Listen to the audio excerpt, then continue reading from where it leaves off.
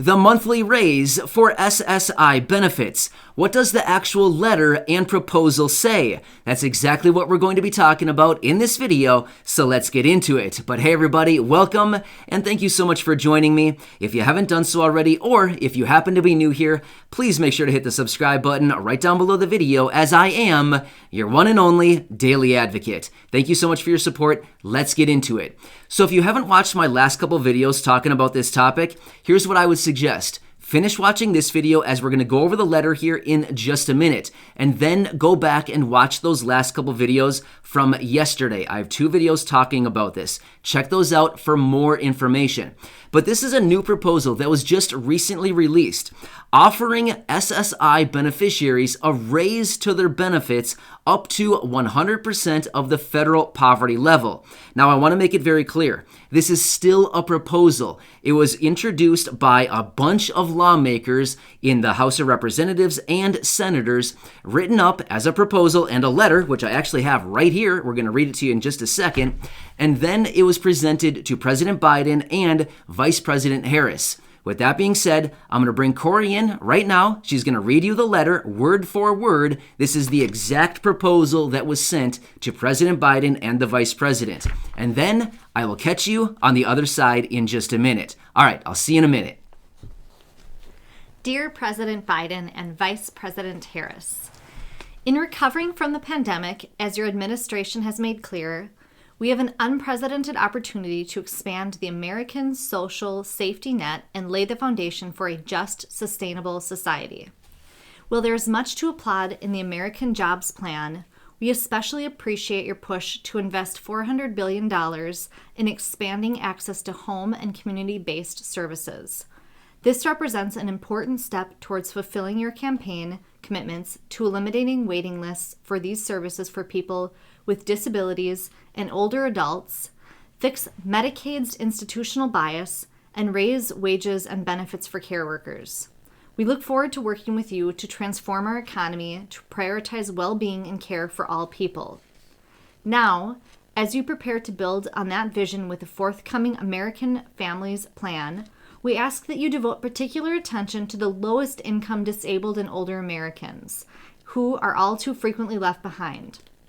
In that spirit, we wish to highlight desperately needed improvements to the Supplemental Security Income Program, SSI, many of which were included in the historic commitments you made to the disability and aging communities during your presidential campaign. The list below is not comprehensive, and we would like to offer work with you on additional improvements, as Congress has a number of pieces of legislation that point the way forward. Specifically, we urge you to indicate your support for the following SSI program reforms in the American Families Plan. Raise benefit levels above the federal poverty line. SSI offers a vital income floor for older adults as well as children and adults with disabilities. Approximately 8 million Americans receive SSI benefits, most of whom are non-elderly people with disabilities who possess no other source of income. SSI represents a vital lifeline for these Americans, without which they would be unable to meet their fundamental needs. Unfortunately, the federal government has failed to adequately maintain this lifeline. SSI benefits have been long inadequate, with the federal benefit level standing at only $794 a month, far below the federal poverty line. During your campaign, you called for addressing this crisis, rightfully pointing out that people with disabilities and older adults should never have to live in poverty in America. We believe you are correct and ask you to raise the benefit to at least 100% of the federal poverty line. Increase the SSI asset limit and index it to inflation going forward. Over the last several decades, SSI has been permitted to degrade, with income and asset restrictions failing to keep pace with both inflation and our country's evolving approach towards the inclusion of people with disabilities in the workforce. SSI's asset limit, last updated in 1984, restricts recipients to $2,000 in countable resources, or $3,000 for married couples. Because this limit is not indexed to inflation, it grows steadily more draconian each year. Lifting this asset cap is long overdue and is also consistent with your campaign commitments. Update income exclusions and index them to inflation going forward. SSI recipients are also subject to an aggressive income test, with benefits phasing out of rate of $1 for every $2 of income. In order to encourage work, in 1962, Congress established an $85 per month income exclusion in one of SSI's predecessor programs, Aid to the Blind, permitting recipients to keep their first $85 a month in earnings without benefits being phased out. Shamefully, the modern-day SSI program maintains the same income exclusions of half a century later. Had the original exclusion been indexed to inflation and carried forward into SSI, it would be worth $745 a month today. Eliminate the marriage penalty and in-kind maintenance and support rules that reduce benefits for those who receive shelter, meals, and groceries from family or friends. During the campaign, you called for eliminating SSI's marriage penalty, as well as the in-kind support and maintenance provision, which reduces beneficiaries' benefits by 1/3 if they accept food and shelter from family or friends. Presently, these punitive rules keep SSI recipients from marrying who they love, and require recipients to report borrowing food from a roommate, for example, or a parent treating them to dinner. They are complex to administer and even more complex for beneficiaries to navigate and should be eliminated. These reforms are not only consistent with the imperatives of disability and economic equality, they would also advance racial justice. Nearly 1 in 4 Black and Hispanic Americans receiving Social Security Disability Insurance SSDI benefits also receive SSI payments due to the low levels of their disability insurance awards. By strengthening the SSI program, you will be taking strong and necessary steps to alleviate poverty that disproportionately impacts disabled people of color. People with disabilities and older adults receiving SSI represent some of the most marginalized members of our society. History will not forgive us if we fail to address their needs in the recovery effort.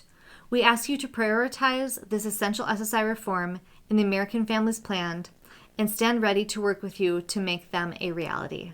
Thank you.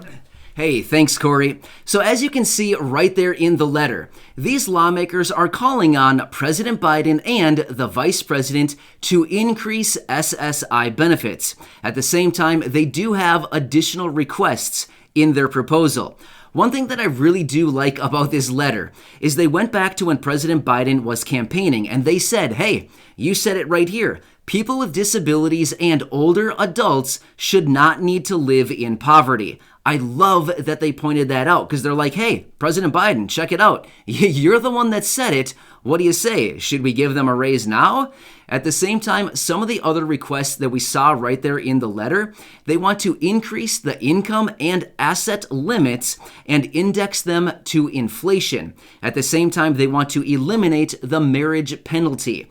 A lot of really good things right here in this proposal. So, as I told you, I would bring Corey in to have her read the letter to us word for word. Thank you once again, Corey. I really do appreciate it. I'm sure everybody else here really appreciates it as well. So there you go. That is the official letter that was submitted to President Biden and Vice President Harris. Now at this point, we just need to wait for them to respond and see what we can have cooking in this next infrastructure bill. So as we saw right there, they're asking for them to include this into the infrastructure bill, the American Families Plan. It's going to be unveiled here within the next couple of days. We will have to see. But here's what I want to tell you. If it's not included in the initial unveiling of that plan, just remember, things can change, things can be added, things can be taken away. So if it's not in there initially, don't let it bother you all that much. It can always be added, just like stimulus check number 4. Either way, I will keep you posted. Thank you so much, everybody. You're amazing. I really do appreciate you. Please make sure to hit the subscribe button down below the video and share this with your friends, family, and social media. And I will be back soon with another video. Thank you so much for your support, and thanks for being part of this community. We really do appreciate you. You're amazing. I'll catch you again later. See ya.